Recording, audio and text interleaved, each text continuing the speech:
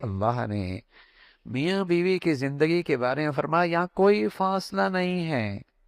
تمہارے جسم پہ بنیان ہوتی ہے نا، بنیان لباس ہے، اس کے اور جسم کے درمیان کوئی فاصلہ ہے؟ کوئی فاصلہ نہیں. فرمایا ہن لباس لکم، یہ عورت تمہاری لباس ہے. جیسے لباس اور جسم میں کوئی فاصلہ نہیں ہے، تمہاری اور تمہاری بیوی میں اور شوہر اور بیوی کے درمیان کوئی فاصلہ نہیں ہے. اس کے درمیان اور کوئی حائل بھی نہیں ہے، اور کوئی حائل نہیں ہے. بیوی کا حق، ماں کا حق اپنا ہے، باپ کے حقوق اپنے ہیں، ماں کے حقوق اپنے ہیں.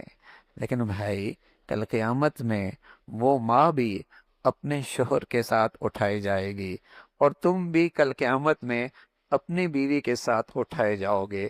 بحیثیت بیٹے کے تم نے اپنے ماں کے حقوق ضرور ادا کرنے ہیں، لیکن خیال رکھنا کل تمہارا معاملہ قیامت میں جو ساتھ ہونا ہے وہ اپنے شوہر کے ساتھ اٹھے گی، تم اپنے شوہر کے ساتھ اٹھے گی.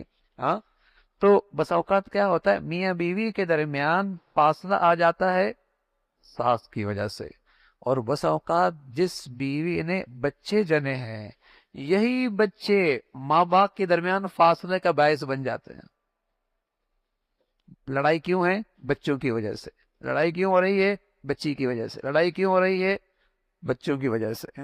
ارے میاں، بچے بعد میں ہیں، بیوی پہلے ہے. بچے بعد میں ہیں، بیوی پہلے ہے. بچے اس کے بعد ہیں، بیوی پہلے ہے. اس سے زندگی ٹھیک کرو، اس سے انشاءاللہ بچوں کی تربیت بھی ہو سکے گی. اور بچوں کی وجہ سے اگر روز گھر کے اندر جسے کہیں کہ آوازیں بلند ہونے لگیں، اور جسے کہیں کہ آپس میں ہونے لگی، تو بچوں پر کیا منفی اثرات پڑیں گے. تو رسول اللہ صلی اللہ علیہ وسلم یہ گھریلو زندگی سکھا رہا ہے.